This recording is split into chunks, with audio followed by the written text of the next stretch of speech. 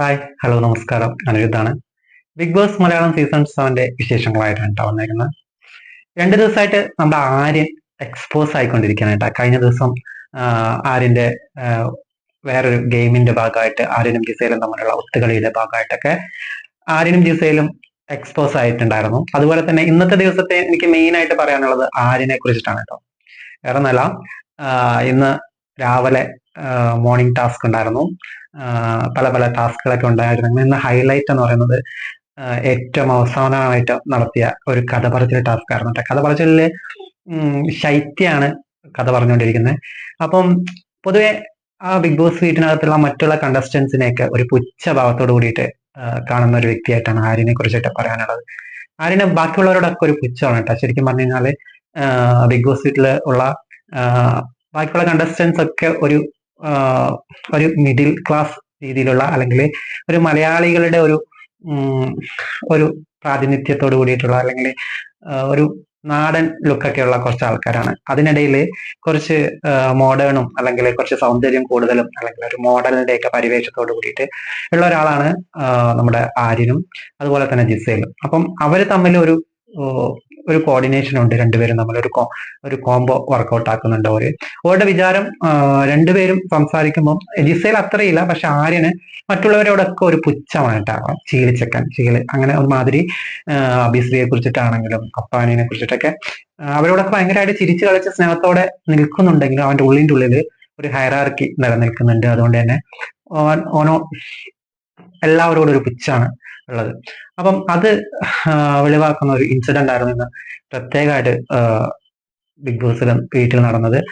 അതായത് ശൈത്യ കഥ പറഞ്ഞുകൊണ്ടിരിക്കുമ്പോൾ തുടക്കത്തിൽ തന്നെ ഇവൻ ചിരിക്കുന്നത് കേട്ടോ. ചിലരുടെയൊക്കെ സങ്കടങ്ങൾ കാണുമ്പോൾ മറ്റുള്ളവർക്ക് ഈ പ്രിവിലേജുകളൊക്കെ ഉള്ള ആൾക്കാർക്ക് ചിലപ്പം ചിരി വരുമല്ലോ. അതുപോലെ തന്നെ ശൈത്യ അവളുടെ ലൈഫിൽ ഉണ്ടായിട്ടുള്ള കുറെ വിഷമങ്ങളെ കുറിച്ചൊക്കെ സംസാരിച്ചുകൊണ്ടിരിക്കുമ്പോൾ തന്നെ പലപ്പോഴായിട്ട് അടക്കി പിടിച്ച് ചിരിക്കാനായിട്ട്, അല്ലെങ്കിൽ ചിരി അടക്കി പിടിക്കാനായിട്ട് പാടുപെടുന്നുണ്ടായിരുന്നു. ഇതൊക്കെ നോക്കി കാണുന്നുണ്ടായിരുന്നു അക്ബറും ഷാനവാസൊക്കെ, പിന്നെ ഒണീൽ, അങ്ങനെയുള്ള ടീമുകളൊക്കെ നോക്കുന്നുണ്ടായിരുന്നു. അതിനിടയ്ക്ക് ഈ ആര്യന്റെ പരിഹാസം കളർന്ന ചിരിയോ അല്ലെങ്കിൽ അതൊക്കെ കണ്ടിട്ട് നമ്മുടെ കലാഭവൻ സരിക എടാ ഫ്രണ്ടിൽ നിന്ന് പുറകിൽ പോയി ഇരിക്കാന്ന് പറയുന്നുണ്ട്. ഇവൻ പുറകിൽ പോയിട്ട് സരിക ഇരിക്കുന്നുണ്ട്, താഴെയായിട്ട് കിടന്നിട്ട് ചിരി അടക്കാൻ പറ്റാതെ വല്ലാത്ത രീതിയിൽ ചിരിച്ചുകൊണ്ടിരിക്കുകയാണ് കേട്ടോ. ഒരു തരത്തില് ഒരു വ്യക്തി നേരെ മുന്നിൽ അവരുടെ ജീവിതത്തിൽ ഉണ്ടായിട്ടുള്ള ദുഃഖങ്ങളും, അല്ലെങ്കിൽ അവർ നേടിയിട്ടുള്ള നേട്ടങ്ങളെ കുറിച്ചിട്ടൊക്കെ വളരെ വികാരഭരിതയായിട്ട് കഥ പറഞ്ഞുകൊണ്ടിരിക്കുമ്പോൾ ഇവിടെ ചിരി അടക്കാൻ പറ്റാതെ ഭയങ്കരമായിട്ട് ചിരിക്കുകയാണ്. സോ അത് നടന്നുകൊണ്ടിരിക്കുമ്പോൾ തന്നെ മനസ്സിൽ വിചാരിച്ചായിരുന്നു ഇത് കഴിഞ്ഞാൽ ഒരു അടി ഉണ്ടാവും എന്നുള്ളത്. അതുപോലെ തന്നെ ബസർ അടിച്ചതും അഭി ഓടി വരുന്നുണ്ട് കേട്ടോ. ഞാൻ വിചാരിച്ചത് ഓടി വന്നിട്ട് ഈ ആര്യനോട് കച്ചറ ഉണ്ടാക്കുന്നതാണ്.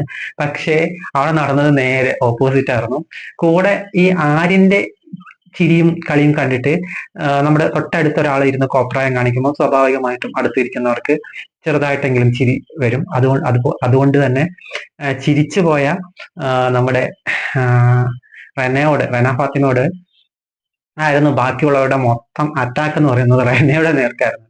സത്യം പറഞ്ഞു കഴിഞ്ഞാൽ നിരപരാധിയാണ് റെന ആരും കാണിച്ച കോമാളിത്തരം കണ്ടിട്ടാണ് ചിരിക്കുന്നത്, അല്ലാതെ ശൈത്യനെ കളിയാക്കിയിട്ടോ അല്ലെങ്കിൽ ശൈത്യയുടെ കഥയിൽ വന്നിട്ടുള്ള എന്തെങ്കിലും കാരണത്താലോ അല്ല.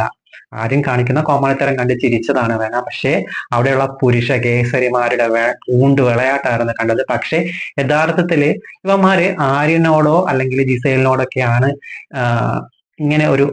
ഇങ്ങനെയല്ല മാന്യമായിട്ടുള്ള ഒരു അറ്റാക്ക് നടത്തിയതെങ്കിൽ നമുക്ക് കൈയടിക്കാമായിരുന്നു കേട്ടോ.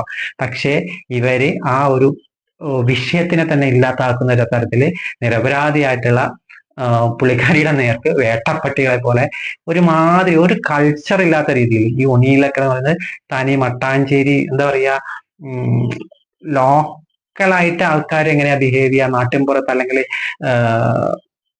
ചന്ത എന്നൊക്കെ പറഞ്ഞാൽ അവർക്ക് മാനക്കേടായിരിക്കും.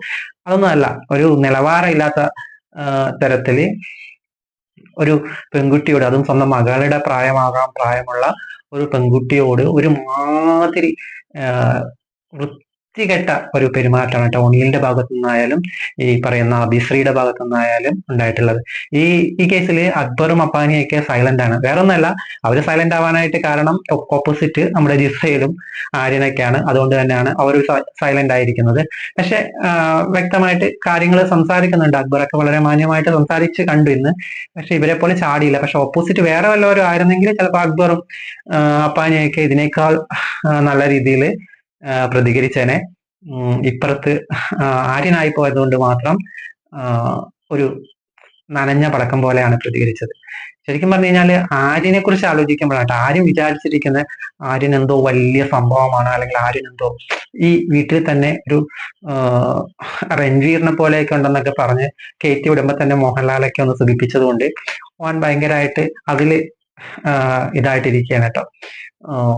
അവനും ആര്യനും ജിസേലുമാണ് ഇവിടുത്തെ മെയിൻ താരങ്ങൾ എന്ന് ഒരു ധാരണയിലാണ് ഇരിക്കുന്നത്. ജിസേലിന്റെ കാര്യത്തിൽ തർക്കമൊന്നുമില്ല. ജിസേൽ നല്ലൊരു കണ്ടസ്റ്റന്റ് ആണ്, നന്നായിട്ട് കളിക്കുന്ന ഒരാളാണ്.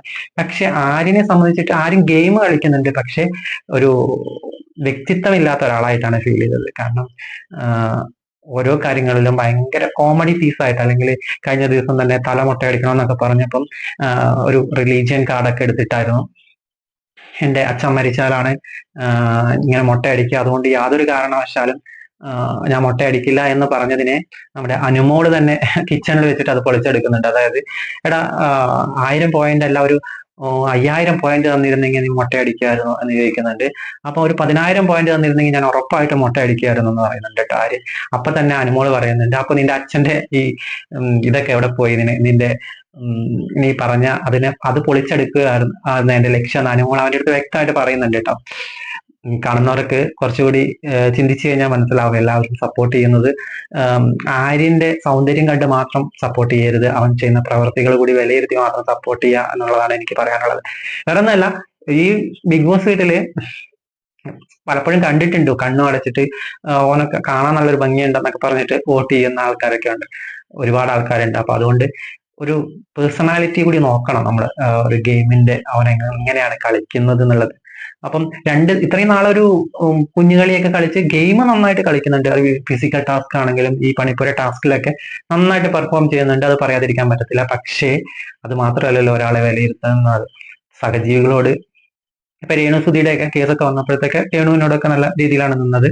പക്ഷെ 2 ദിവസമായിട്ട് അല്ലെങ്കിൽ ഇതിനു മുൻപെയുള്ള ആര്യന്റെയും ജിസേലിന്റെയും തമ്മിലുള്ള ഒരു കോൺവെർസേഷൻ വല്ലാത്ത രീതിയിൽ ആര്യനെ എക്സ്പോസ് ചെയ്യുന്നുണ്ട്. ഇന്ന് അതിന്റെ ഒരു മൂർധന്യ അവസ്ഥയിലേക്ക് എത്തി എന്നാണ് ലാലേട്ടൻ വരുമ്പോൾ എന്തായാലും ചോദിക്കേണ്ട ഒരു കാര്യമാണ്. അതായത് അത്രയും സീരിയസ് ആയിട്ടുള്ള അല്ലെങ്കിൽ ഒരു ജീവിതത്തിന്റെ കഷ്ടപ്പാടുകളെ കുറിച്ചിട്ടൊക്കെ ഒരു കുട്ടി ഭയങ്കരമായിട്ട് കരഞ്ഞുകൊണ്ടൊക്കെ കഥ പറഞ്ഞുകൊണ്ടിരിക്കുമ്പോൾ അവളെ കളിയാക്കുന്ന രീതിയിൽ ചിരിച്ചതും ഇങ്ങനെയുള്ള ആക്ട് നടത്തിയതും ശരിക്കും ചോദ്യം ചെയ്യപ്പെടേണ്ടത് തന്നെയാണ്.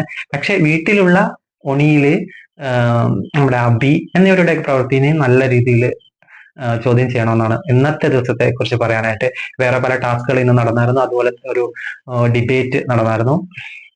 അനുമോളും റന ഫാത്തിമയും രേണുസുധിയും എന്താ പറയുക ഡോക്ടർ ബിന്നിയും അങ്ങനെ അക്ബറും ഷാനവാസും പിന്നെ അപ്പാനിയും അബിയാണെന്നോ അങ്ങനെ കുറച്ചു പേരൊക്കെ ഡിബേറ്റ് ഒരു ടാസ്ക് ഉണ്ടായിരുന്നു. അത് കഴിഞ്ഞിട്ട് ഭൂമി കൈയടക്കൽ എന്നൊക്കെ പറഞ്ഞിട്ട് ഒരു ടാസ്ക് ഉണ്ടായിരുന്നു. എന്താ പറയാ ഒരു മഡിന്റെ ഒരു ചതുരത്തിലൊരു ഇത് വെച്ചിട്ട് അതിൽ ഏറ്റവും കൂടുതൽ കൊടി നാട്ടുന്നവര് വിന്നറാവുന്ന ഒരു ടാസ്ക് ഉണ്ടായിരുന്നു. ആ ടാസ്ക് വളരെ എന്താ പറയുക ഒരു ഫിസിക്കൽ ടാസ്ക് ആയിരുന്നു കേട്ടോ. നന്നായിട്ട് അങ്ങോട്ടും ഇങ്ങോട്ടും അടിച്ചും കടിച്ചും കഴിഞ്ഞ ബിഗ് ബോസിലൊക്കെ ഉള്ളതിനേക്കാളും ഇച്ചിരി കൂടി ഡേഞ്ചർ ആയിട്ടാണ് ഇവർ കളിക്കുന്നത്. പക്ഷെ ആർക്കും അങ്ങോട്ടും ഇങ്ങോട്ടും ഗെയിം കളിച്ചതിൽ അങ്ങോട്ടും ഇങ്ങോട്ടും പരാതി ഒന്നും പറയുന്നതായിട്ട് കണ്ടില്ല. അതുകൊണ്ട് തന്നെ എല്ലാം നല്ല സ്പോർട്സ്മാൻ സ്പിരിറ്റിൽ തന്നെ എടുക്കുന്നുണ്ട് എന്നുള്ളത് ഒരു അഭിനന്ദനീയമായിട്ടുള്ള കാര്യമാണ്. എല്ലാവരും നല്ല രീതിയിൽ വേദന പറ്റുന്നുണ്ട്. കയ്യിലൊക്കെ ചിലവരുടെ കടിച്ചിട്ട് മാന്തിയിട്ടൊക്കെ നല്ലപോലെ മുറിവൊക്കെ പറ്റിയിട്ടുണ്ട്. പക്ഷെ എല്ലാവരും പരസ്പരം അങ്ങോട്ടും ഇങ്ങോട്ടും ഒന്നും വലിയ പറച്ചിലും അങ്ങനെ ടാസ്കിന് ശേഷമുള്ള അടികളൊന്നും നടക്കുന്നില്ല കേട്ടോ. ഇത് തന്നെ വലിയൊരു കാര്യമാണ്. ടാസ്കിനെ ടാസ്ക് ആയിട്ട് കാണാനായിട്ട് എല്ലാവർക്കും കഴിയുന്നുണ്ട്. അപ്പം ഇതൊക്കെയാണ് മെയിൻ ആയിട്ട് ഇന്നത്തെ ടോപ്പിക്ക്. പിന്നെ എല്ലാ ദിവസവും നടക്കുന്ന രീതിയിലുള്ള കാര്യങ്ങളൊക്കെ നടന്നിട്ടുണ്ട്. മെയിൻ ഇന്ന് ആര്യനും ജിസയിലും എക്സ്പോസ് ചെയ്യപ്പെട്ടു എന്നുള്ളതാണ് മെയിൻ ആയിട്ടുള്ള കാര്യം. ഓരോ ദിവസം ഓരോരോ ആൾക്കാരുടേതാണല്ലോ, അതുകൊണ്ട് തന്നെ ഇന്നലെയും ഇന്നുമായിട്ട് ആര്യന്റെ ഒരു എന്താ പറയാ, ഒരു നല്ല കുട്ടി ഇമേജ് തകർന്നു പോയിട്ടുണ്ട് ശരിക്കും. ബാക്കിയുള്ളവരെയൊക്കെ നമുക്ക് സപ്പോർട്ട് ചെയ്യാം, പക്ഷെ ഒണിയിലും അബിയും ചെയ്ത റെനയോട് ചെയ്യുന്ന ഒരുമാതിരി തറ കളി എന്ന് പറയുന്നത് ഇവരുടെ വീട്ടുകാരൊക്കെ കാണുന്നുണ്ടെങ്കിൽ ശരിക്കും പറഞ്ഞു കഴിഞ്ഞാൽ വല്ലാത്തൊരവസ്ഥയായിരിക്കും. അതുകൊണ്ട് ഒണിയിലൊക്കെ പെട്ടെന്ന് തന്നെ പുറത്തോട്ട് വരട്ടെ എന്ന് നമുക്ക് ആശംസിക്കാം. അത്ര മാത്രമേ പറയാനുള്ളൂ. അടുത്ത ആഴ്ചയിലെ എവിക്ഷനിൽ തന്നെ ഒണിയിലോ അങ്ങനെയുള്ളവരൊക്കെ വേണ്ട വീട്ടിൽ. ഒരു മാതിരി കൾച്ചർ ഇല്ലാത്ത കളി കളിക്കുന്നവരെയൊന്നും നമ്മൾ ഒരിക്കലും സപ്പോർട്ട് ചെയ്യാൻ പാടില്ല. അടുത്ത ആഴ്ച അല്ലെങ്കിൽ അത് കഴിഞ്ഞിട്ടുള്ള ആഴ്ചയൊക്കെ ഒണിയിലൊക്കെ പുറത്തു പോകണം എന്നുള്ളതാണ് എൻ്റെ അഭിപ്രായം കേട്ടോ. എൻ്റെ മാത്രം അഭിപ്രായമാണ്. അപ്പോൾ നാളത്തെ വിശേഷങ്ങളായിട്ട് നാളെ കാണാം. ബൈ. Signing off, Anirudh.